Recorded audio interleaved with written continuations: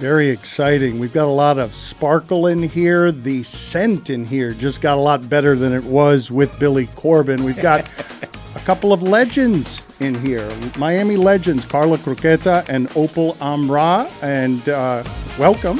We're happy to have you here. Thanks so much for having us. Billy, set the table for us because... Well, I mean, you're a regular at the drag shows, Dan, aren't you? At the Palace. I went a couple of weeks ago with John Amici.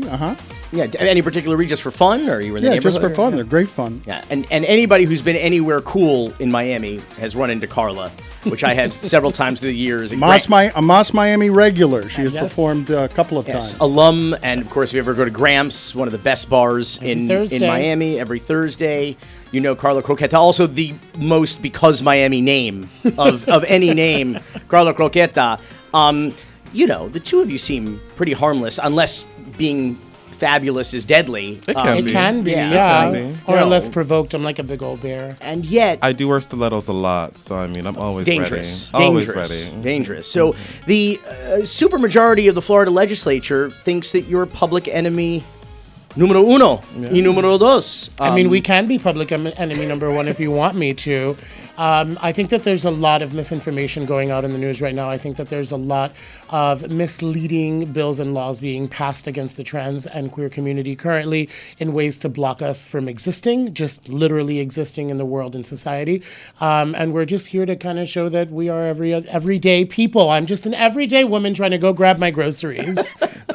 Well, I want to ask because your way of life is under attack, but first and foremost, your livelihood is under attack. And I'm wondering, when you have agents going into venues in Orlando, right here in Miami, the James L. Knight Center, not far from here, and the state, despite the fact that their own undercover agents said there's nothing lewd or obscene going on, they're trying to take away the liquor license and thus the livelihood of the venues. Is this becoming challenging for you as entertainers, as performers? Are venues scared?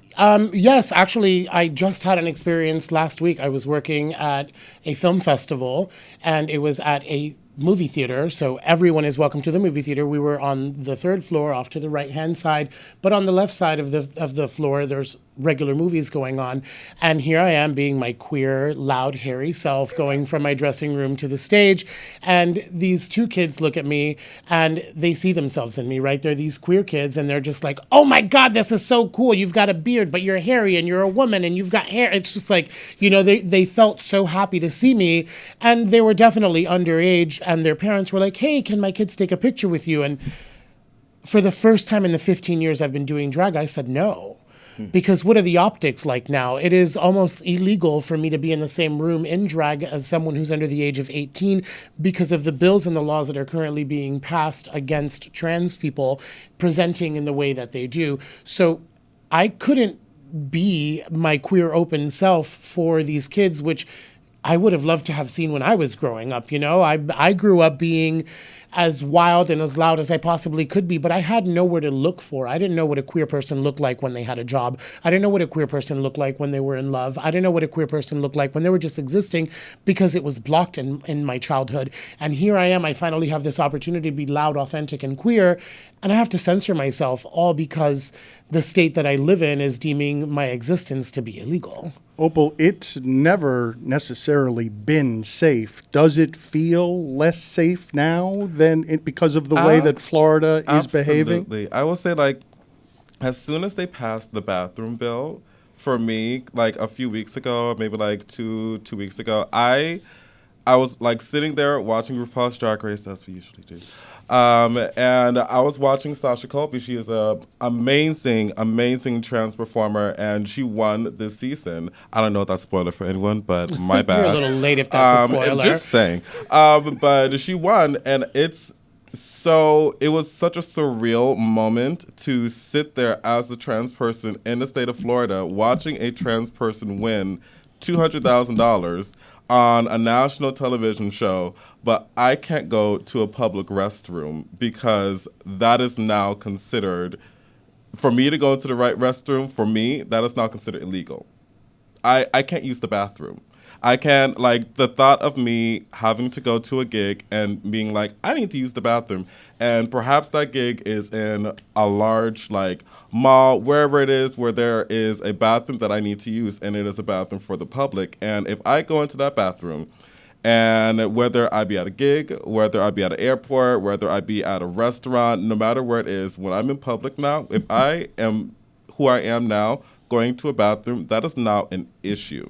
It doesn't matter what bathroom I use at this point, because if I use the men's restroom and I'm presenting the way that I present, that's an issue, because what am I doing? I'm trying to groom children. I'm trying to provoke children. I'm trying to provoke. So it's always about that. And then when I go into a women's restroom, which is fitting for me, now I'm being told that I'm still grooming children. I'm still trying to be a predator in every single scenario. So it's just, it's anxiety-inducing, to say the least. It is fear-inducing, anxiety-inducing. It's what they want. I want to get to your journeys and how it is that you arrived in this space. But Karla, can you explain to us how difficult it already is to make a living just drag performing? Because it's not like it's a hugely lucrative profession. In the least affordable housing market in the country. Right. You want me to tell you how much my rent is? Because my rent is $2,800 for a 3-bedroom, 2-bathroom house. It's absolutely insane. So yes, it is very difficult to be able to just afford living here, let alone make a career. I've been doing drag for 15 years, and I consider myself to be a wildly successful drag queen here in Miami, and I sometimes struggle to pay my bills. It is very difficult to be an artist of any sort and try to make a livable wage out of it, because oftentimes people look at you and they're like, oh, but you're going to be here for 30 minutes, or, oh, you perform for 4 minutes. But I'm like, yeah, this $1,500 costume that I put on, and everything that we have going on here takes time, energy, and money. And so it is already very difficult to try to sustain a lifestyle while doing art as a full-time job. Must take a huge amount of time to look this good. Thank you. It does. I'm glad you recognize that we look great, Dan. And I want to ask that. What is, because we'll talk about your personal journeys individually, but what is drag? I think of it like it's as old as storytelling and as theater. I mean, it goes back to the Greeks and Shakespeare and kabuki theater. Like it's an practically ancient form of art. What is it to you? I mean, for me, it's an expression of a magnification of who I am. It's a personified caricature that is just put under a magnifying lens times a million, right? Like, Karla is Josue, just a way bigger, blown up, out of proportion version of who I am. And for me, I never even knew that I was gender non-binary growing up, because I didn't have that kind of representation. I didn't even understand what gender non-binary was. When I started doing drag 15 years ago, I still didn't know what that was. And as I kept my beard and put on this really curvy shape and did very feminine things, but still had hair, and, I kind of teeter-tottered in between the two genders that, society implies on us, I realized that I was like, I'm neither man nor female. I'm both, I am everything. I am two-spirited. If I were native, I am, I am just this being that wants to express gender in whatever which way that it is. And some days I feel really masculine, and some days I feel really feminine. And I have people tell me, oh, you're masculine because you build things in your house and you change the light bulbs and you get on a ladder. And then people tell me I'm feminine because I walk with a sway in my hips and I have a higher pitched voice. So, whatever society wants to put on us is going to be whatever society wants to put on us. But for me, it's just a matter of expressing who I am freely. How is your answer different or the same there, Opal? I will say it's about the same. Like, this was, for me, it was an eye-opening experience, because I, as a black youth, as a black queer youth in America, I grew up in the church. So my first interaction with myself was shame. That was the first answer that I was given for any kind of, oh, I like boys, oh, I like feminine things. I still like going outside, but I like going outside and being, like a siren or something, rather than being, so it's like all of that was taught to me to be shameful of. And it's something that I'm still working very hard to kind of work my way out of my system, so that I can feel more pride within myself versus feeling more shame. But I will definitely say it's like, as soon as I was able to see people that look like me, I will say it opened up everything. It gave me all the answers that I never had before. And it also allowed me to just be myself. Like, you know how everyone says, be yourself, be yourself, be yourself. But it's like, it's so hard to be yourself when you're always told that being yourself is wrong. So it's like, this was the first time that I was shown that being myself was right. And it was correct. And it was the way that I am. It's where I am right now is where I am because I'm supposed to be here. And it was definitely giving me those answers and giving me that confirmation. Can you explain to us, though, how under siege you feel when you see legislated the idea by Florida that you should have shame? It takes me back to my childhood for sure. I definitely will say that it makes me feel as though I am that helpless child that was not able to have any kind of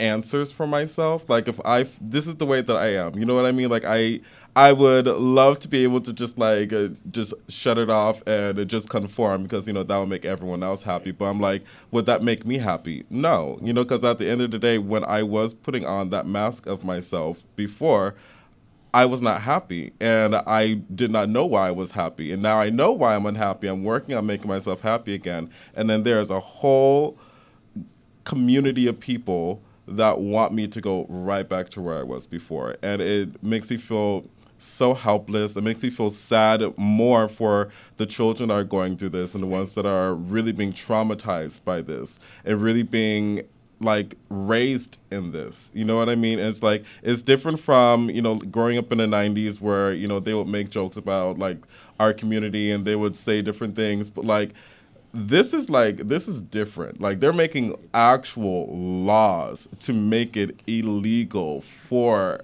us to exist in public. Right. That's completely different. And I've never experienced that. So as an adult, I've never experienced that. So I'm just imagining what those kids are actually going through and what their brains, what are the answers that their brains are coming up with? You know what I mean? How are they trying to make this make sense to them? And it's hard for an adult. So I can't even imagine what they're going through. Right. I mean, we grew up around the same time. We're around the same age. And growing up, there were no bills or laws that were pressed against us because they didn't have labels for us. They didn't know how to target us. Over time, we've fought for equal rights. I am someone who personally fought for the Human Rights Campaign to have same-sex marriage, even though I personally don't believe in marriage. That's a whole other topic of conversation. But I was one of the people out in the foreground doing grassroots campaigning, making sure that we're seen as equals, and now I thought, the older I got, the more strides we would make towards equality and towards inclusion and diversity. And we're taking steps backwards, and they're not just small steps, they're huge steps. They're steps that make people live in a way so where they cannot feel like they can be their authentic selves. And it's just a matter of representation and being seen and being visible. It feels like all of that is being taken away. We'll get into your journeys. Want to continue with this right after this. Karla Croqueta, 15 years ago, you started your journey into drag. How did that start? Drag started off as a joke between my best friend Gio and I at the time. We really wanted to go get drinks at Ladies' Night. And in the true honor of inclusion and diversity, we were like, well, if we put on dresses, they're going to give us free drinks, right? And They bargains. did. And in honor of bargains. Right, and in honor of being a cheap college student. So we went to Sunset Tavern, which no longer exists, and they had a Ladies' Night on Tuesday night, and we got free cocktails. Sunset Tavern exists. Wait, shut up, does it? Yeah, I let's just go. closed it in my mind. Yeah, no, it's there. Oh, if we're going, I'm putting you in drag. So I started off doing drag like that, and I've always been an actor. I've always been an entertainer. My dad used to call me Seleno growing up because I would put on my mom's heels and just beady bottom around the living room all day long. So being an entertainer is always something that has just been in my blood. And then I started playing kind of with gender norms and kind of psyching myself out and, playing with very feminine things and playing with very masculine things and putting them under this microscope, and magnifying them, and making them into this caricature. And Karla was born. And it's been a really awesome journey. I've gotten really fun times. Do you still drink for free on Ladies' Night? I still drink for free more than on Ladies' Night. I drink for free at every single job that I've got, but I don't drink much, so it just goes right back to the bar. Yeah. Opal, is your story is probably not similar to that one. No. I will say, actually, what's funny enough is that the very first time that I ever performed in drag was because of this one. Years and years and years ago. Stop aging years and years and years and years and years ago. There was a show called Counter Corner. And I remember it was the first time that I ever went to a drag show. That was down here in South Florida, because I'm originally from South Florida, but I then moved to Maryland. Everyone thinks that I lived in Maryland, and I'm from Maryland, but I'm actually from Miami, I promise. And I used to live in Maryland for a couple of years, and that's when I actually started, I would say, like, playing in, like, makeup and going out and, like, expressing myself in that way. And then at the same time, I was like, I really want to like go back to Miami and get that sense of community that I've never had before. So I made it my goal that I would go back to Miami. I would try to like make some sense of the community down there. I was very afraid because I always think that everyone's just like a big bitch in Miami. But I mean, they are, but they're pretty nice. And you're not wrong. You were right. They're nice. But I will say I went to Counter Corner for the first time, all dolled up. And I walk in and I'm like, I could do this. I could do this. This looks Thanks fun. for telling me I my could job do looks this. easy. It's not for me to say. We feel like we're at this moment in history. It's like the famous Martin Niemöller quote that is at the Museum of Tolerance in almost every Holocaust museum across the world about how, like, first they came for Disney and I said nothing because I was not Disney. Then they came for the drag performers and I said nothing because I'm not a drag performer. I think it's incumbent upon those of us who believe in equal rights that all humans deserve the same. The question constantly is how we can be better allies. Part in the discussion about this interview and doing this segment on this show, we talked about maybe Dan and I would be in drag for this show. And we decided not to do that. Let's talk a little bit about that decision. Yeah, so we actually talked about putting you both up in drag, and then we realized that we have 13 minutes. And as you noticed, it takes a lot more than 13 minutes to get up in drag. look that good, And yeah. you were amazing allies in listening to us. And I think that that is one of the most important things that allies need to do is listen. You don't know my experience. You'll never know my experience. Slapping on this wig and these 3-inch eyelashes and my 7.5-inch heels are never going to get you to feel the way that I feel when I walk down the street, when I'm looked at sideways, when I'm called, when someone gives me the dirty look just because I'm swishing my hips around. You will never have that experience because that is not you, right? You don't live in my body. You don't live in my real existence, my everyday life. So I think that the best thing to do as an ally is to listen to our stories and hear us, but don't just listen. Listen with empathy and listen with regard, and listen and take those stories with you when you go vote, and take those stories with you when you're talking to your family members and they say something kind of racist or kind of homophobic or kind of problematic that might be rooted in some bigotry. But it's the same for us as queers, right? Like, it's not our job to sit here and educate every single person that wants to be an ally. Do research. The internet exists. Subreddits exist. Twitter is real. Like, we can get on the internet and find all of the information that we can with these beautiful little gadgets that are sitting less than 5 feet away from us. You know, we all have access to the internet, and you can find how to help in different ways. But I think voting, listening, and standing up for injustices are some of the core things that you can do as an ally. Opal, if Dan and I were to do drag, might you and Karla have any suggestions on perhaps top 5 drag names? My wife was going to do a climate change theme. I was going to be Ola Tremenda. That's a good name. I a thought good name. that's a good name, right? That is a good, I like that one. Yeah, I'm a fan. That's a good one. I can't take that from you. Hey, If somebody wife like that. gave that to you, you got to keep that one. I want to get to top 5 names for us, but before we do that, Billy, I just wanted to ask, both in your families and culturally, how this expression went over, how it was or wasn't supported. This is heavy, Dan. Do you want to talk about this? Well, when I first started, like, I would say, like, just playing in makeup and just in general, I would steal my mother's Mary Kay.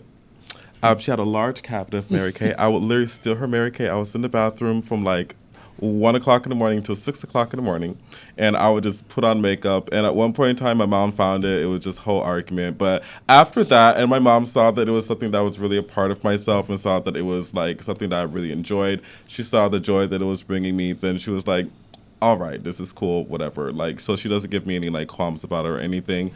She just asks me to put her in makeup sometimes. So I take that as a compliment. That means that I'm doing something good, right? Right. Yes, girl, you're mug the house down. So my experience is similar, but also ass backwards because my family is Cuban and have very strong Cuban beliefs. My mother definitely caught me at a very young age playing with very feminine things. I got cut left and right. I thought that was my middle name because I just assumed that everything I was doing was just part of who I was. Mm-hmm. And it was. And over time, my mother became a lot more embracing and accepting of who I was and kind of just gave me the place to be who I wanted to be. But the older I've gotten, the more I realize that she'll come to my shows and support me. She's seen Opal perform. She's been to all of my drag brunches. But when she goes into that voting booth, you better best believe that she's voting Republican, and you better believe that she's voting for these bills that are anti-trans. And we have these conversations as to where she's like, oh, but I didn't let you do those things as a kid, and look how you turned out. And I was like, yeah, because you also taught me empathy, and you taught me to accept and love people for who they are. But you're saying that you're allowing people to be who exactly they are, but then you're stepping inside of this private poll booth and you're voting against our rights. So I have a very conflicted relationship with a lot of my family because this is how they are, right? Like they're very accepting, loving, and encouraging of what I do and who I am. And they give me all of my flowers all the time. But then we have these really interpersonal connections where I'm like, wait, do you really support me? You know, like, and so it's very conflicting and it's very challenging and it takes a lot to navigate through that. And my therapist, I thank you very much because she gets my money every week. It's difficult to navigate and it's weird because you have someone who says they love you and support you unconditionally, but then votes otherwise. And then, you know, I step onto a stage and I'm received by this crowd of people who is so loving, welcoming, and embracing. But I call my mom and she's like, you know, those trans bills really make a lot of sense. And I'm like, do they though? So it's very conflicting. I'm sorry, Billy, because it's lonely and it's heartbreaking. But I went deep instead of just names. You wanted to just go to names that we would have. I could have this conversation all day. I really talk could. A lot. I could say more. No, I'm down for it. But I got. You know, Roy's doing his job, and Roy's in my ear going. Well, let's get to the names then. For me, you've got 5 names for Billy and 5 names for me. Yes. Who wants to? Should we do me first, and then we'll end on the grand finale? We'll save the best for last. Oh, I love these. Dan, all right. Opal, what do you have there? I have this mysterious card here I've never seen before. It just randomly popped up. I don't know. This person gave it to me. But I have a few names here. I think one of them is Miseria. Miseria. Yes, miseria. Miseria. Yes, that's misery number 5. in Spanish. That's number right. 1. That's Numero- you, Joy Kill We Billy. start at 5, by the way. Yes, that's number 5. There's a Oh, that was countdown. number 1. Number Yes. one. Okay, You went with number 1. well, that was a good one. You know what? That's probably enough. We doing don't it need in the other 4. Yeah. That's Billy's perfect for just him. miserable. What's I number think 1? that's Miseria. Misery. These are good names. You No, got- but it's Miseria. It's 2 words. Oh, Miss Miseria. Hello. Yes. Miseria. There's got to That be a one's pun. good. I'm sorry, I don't know how to read. That I'm one's so sorry. good, though. That's number 1. You don't have, but now the other 4 are going to be less good than that one. Yeah. But number 2 is Georgia Soros. Georgia Soros. That's pretty good. That's pretty good. We're doing this in the wrong order. Number 3. We sure are. Number 3. Mierda de pollo. Chicken shit. Chicken shit. I like chicken shit. Chicken shit. Mierda de pollo. I like chicken shit. It's not to Mierda de eat it, but I pollo. think that's a great That's a name. terrible name for a drag performer. My name is Karla Croqueta. Like, First of all, you never know what kind of performances they'll pull out. right. Number 4. Am I allowed to say this on the air? Okay. Cocaine cowgirl. He must be related to my father, Billy. He was also known as the cocaine cowboy. Kilo croqueta. Number 5. South bitch. Now that's my name actually. I'm sorry, I can't give that one away. That's actually mine. All right. Billy is the bitch from the South. She's not sharing. Are mine now? I'm doomed here. Number 5 Number for me. 5, Carlson. That's very timely. I guess it has something to do with Tucker Carlson. You've got 4 better than that. 4. They get better. I promise. Don Lemon. Dawn. That's my DAWN. Dawn Lemon. I kind of hate it. Number I 3. like Pal Molive better, but we can do Don Lemon. Riley Questionable. Highly Questionable was a TV show that I did. You don't need to know that, Opal. Well, I'm gonna look it up now. We're going to Google it now. Everybody do your homework and go look up the show. Give it some views. Number 2, we have Glam Clevelander. I'm trying to forget everything. I like Harry Cleveland-related. Clam better, but Glam Clevelander can work. It's not great. It's not very subtle, Harry Clam. What about drag is subtle, Dan? Like, what do you mean? Subtle. It's not So subtle. I'm wearing 3 wigs right now. Subtlety is what we're going for. And in our number 1 spot, Dan, we have Ay Papi. Wow, excellent work. Thank you. Thank you. We appreciate you being here. We appreciate you sharing your stories with us. Thank you so much for having us on the show and giving us a platform this week. Thank you. You're very welcome. You're very welcome. I will send my invoice. Yeah. I think I have your emails. Metal Arts Media. The free state of Florida, most free of any land. A proud phallic peninsula, our home decentistan. Hey folks, were you not sued by a cartoon mouse this week? Then you're having a better week than Ron DeSantis. But that hasn't stopped the governor from continuing with his crusade against LGBTQ+ Floridians. Let's take a look at 4 bills that are moving during this legislative session that are going to increase the atmosphere of intimidation, harassment, and discrimination currently facing the LGBTQ+ community here in the state. The first is the drag ban, a bill that is written intentionally vague and overly broad and is already leading to some of the effects that we know are intended by the governor and his legislative allies in Tallahassee. Without even signing the bill yet, Pride events have been canceled throughout the state by community organizers who are worried about being targeted by the governor's office. Another bill that's attacking the trans community specifically is a ban on being able to use the bathroom that corresponds with your gender identity. We've seen these bills pushed in other states before, but the one in Florida goes even further by banning people from changing a birth certificate with the gender identity with which they correspond now. Another bill that's moving forward is a direct attack on medical freedom and the rights of parents here in the state that would ban gender-affirming care for minors. This is medically unsound. The American Academy of Pediatrics and the Endocrine Society both know and believe that gender-affirming care for minors is life-saving care, and that parents should have the freedom to choose the best healthcare decisions for their children.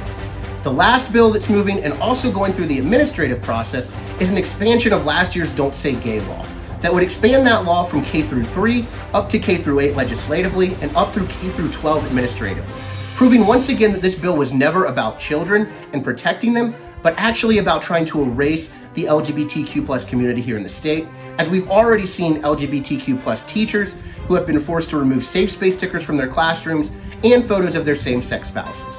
Now, I don't know about you, but in my version of what a free state is, free states don't ban people from being the right to being their true and authentic selves. Free states don't ban people from accessing the medical care that they feel that they are entitled to. And free states let all of us try to achieve our version of the American dream. Working together, we can make sure that we actually make Florida the happiest place on earth. The disenfranchised and the woke cry when their books are banned. A Christo-fascist paradise here in Decentistan.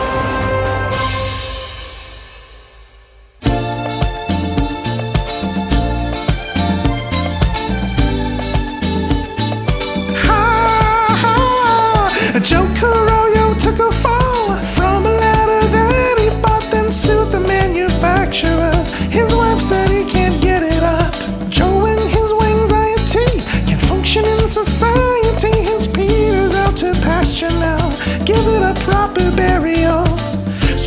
this case was then thrown out by the judge. This captain can't raise his mainsail. The difficulty facing him is too much. All the ladies call him Peanut, and it's not likely by chance. A Cuban Missile Crisis in his comically large pants. How, loss of consortium. A marriage brought to its knees. Loss of consortium. Floppy jalopy did me. Loss of consortium. Loss of consortium. That's what his second wife claimed. And his third wife said the same thing. Loss of consortium. Erectile dysfunction. No pleasure can be attained. Loss of consortium. His penis is broken. Wife beater can't beat his meat.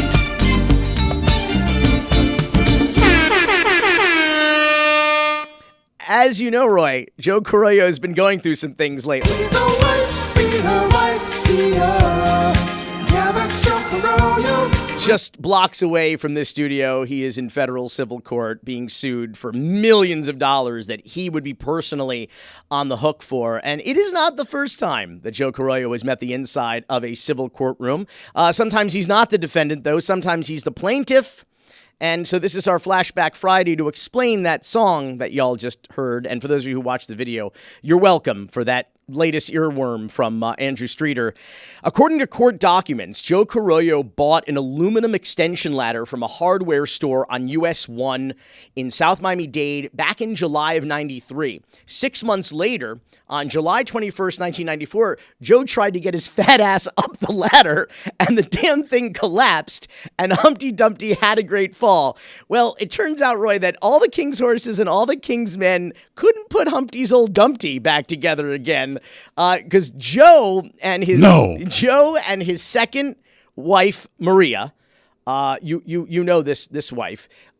They sued the maker of the ladder, Davidson Manufacturing of Tennessee, in a 7-count complaint filed in Dade County Court in November of 1994. Here's a direct quote. Quote, "The plaintiff, Maria Carollo, has suffered in the past and will suffer in the future the loss of her husband's services, society, and consortium." For those out there who don't understand legalese, consortium means the legal right of partners in a marriage to companionship and conjugal intercourse with each other. Maybe she got off lucky. As you know, well, he didn't get off at all, Roy. Hey! Oy, Hey! hey, Whoa,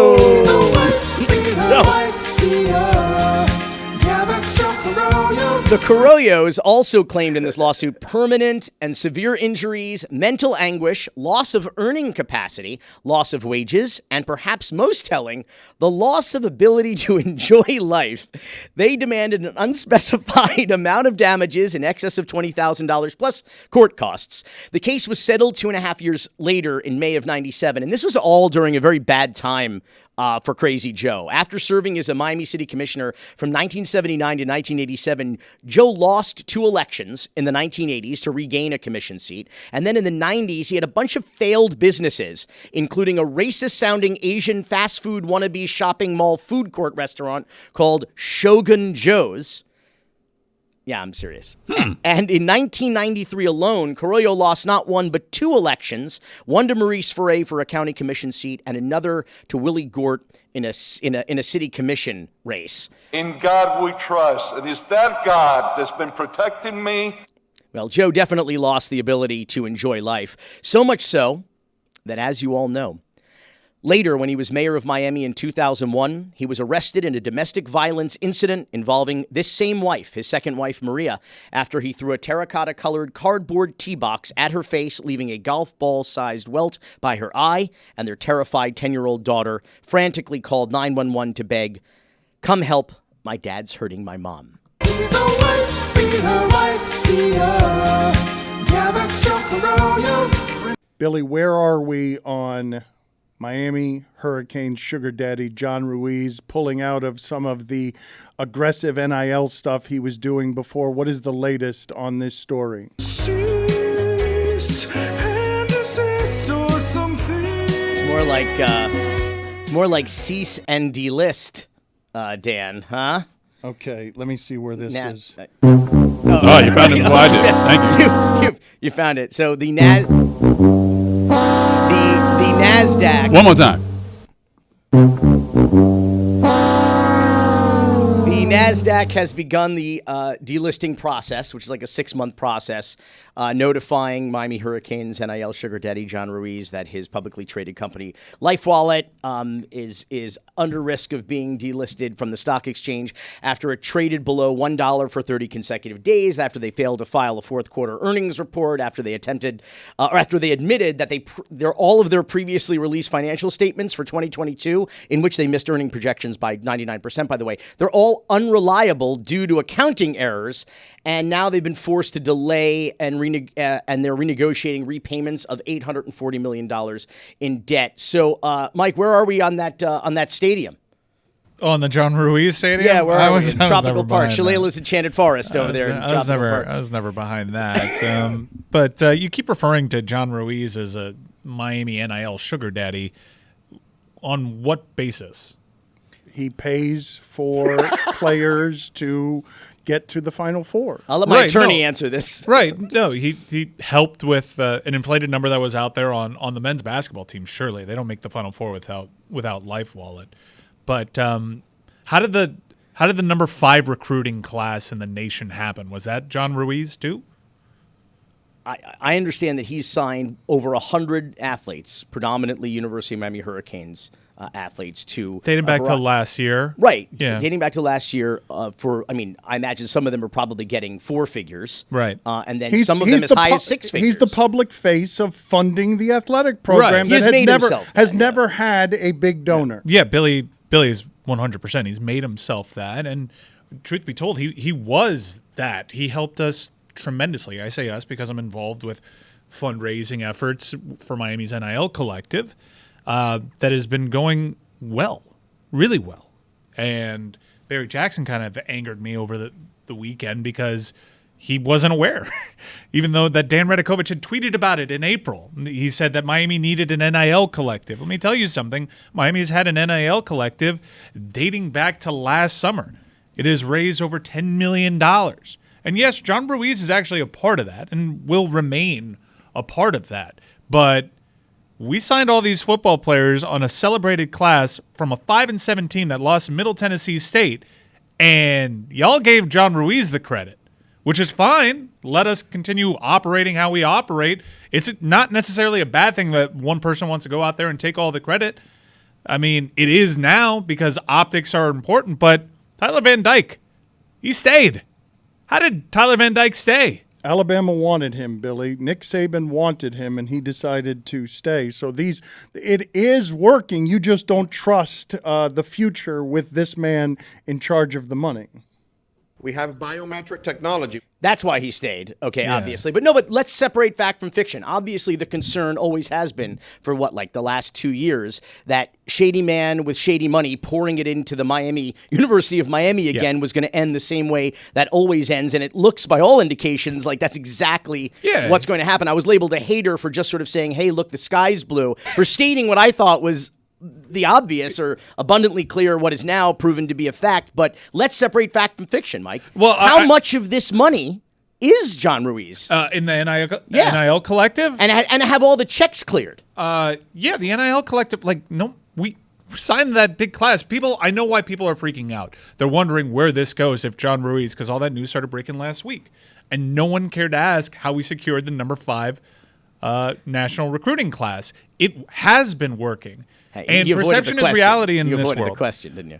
How much is John Ruiz? Yeah, what you giving? said it's $10 million. How much money of that is John Ruiz? Are you Ruiz's? concerned that the whole thing's going to collapse if LifeWallet collapses, which it appears LifeWallet will collapse? No, I'm with Mike. I'm more concerned about reputationally. Yeah. Again, it's another black eye for the U, but which is why it was imperative that we kept Tyler Van Dyke, because perception is reality in recruiting, and we kept Tyler Van Dyke at a time where everyone thought that the world was going to go sideways. Is John Ruiz, let me rephrase the question, has John Ruiz lived up to his commitments for the NIL collective? The NIL collective was assuming that, full disclosure, we thought this John Ruiz thing, and every time I told you, I was in a unique position, as is the university, because they don't want to dissuade someone like this from actually giving money. Even if it's just for a couple of months, it is a huge help. And he helped the greatest era in women's and men's basketball history with his Life Wallet deals. You can't dissuade that. I will say, this NIL collective was born out of seeing that train coming down the tracks and realizing that we can't just all be John Ruiz.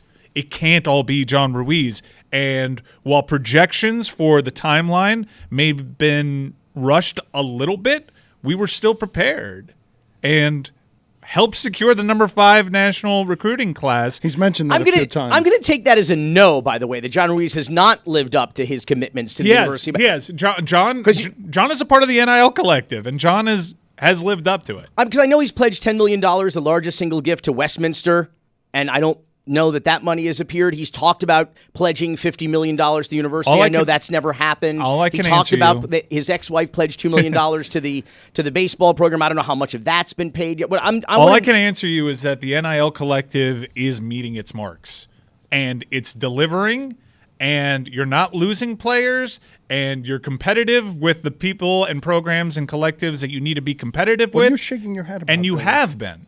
You have been for several months, and it's just because no one's out here with sparklers saying, hey, Life Wallet, this and that. Like, it's been working. What are you shaking your head about? Well, again, I feel like he's artfully dancing around. The money's been real so far. I'm not going to dissuade John Ruiz from continuing to give.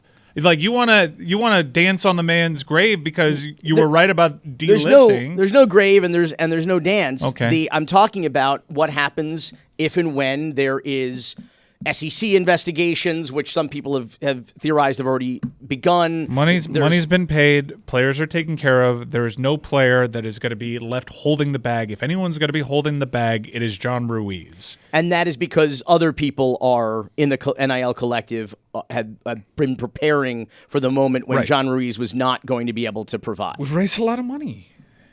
I'm not going to co-sign on that. John Ruiz has delivered to the NIL collective, and John Ruiz was essential as everyone else got up to speed. We didn't lose Tyler Van Dyke. Do you think Tyler Van Dyke's reps met with John Ruiz? John Ruiz is asleep. Who's never read the Constitution. That's what I think. Should be noted that just by my appearance on this show, I don't endorse these comments whatsoever. And of course, never one to let a good tech hustle go to waste. Miami Mayor Ponzi Postalita just had to get in on the John Ruiz, Frank Casada Life Wallet act. And here's our Miami moment is a Flashback Friday. And here is how it started in May of 2022 and how it's going. Cocaine's. Hi, John and Frank. It's Mayor Francis Suarez wishing you both much success tomorrow in your NASDAQ listing. I know it's going to be a wonderful day. It's wonderful that a Miami-based technology community of hometown guys makes it all the way to NASDAQ and opens the NASDAQ bell. It's an incredibly exciting moment for our city, an incredibly exciting moment for you guys. I know it's going to be memorable, and I wish you the best success. Thank you for innovating. Thank you for creating your company in our city. And good luck and have fun tomorrow.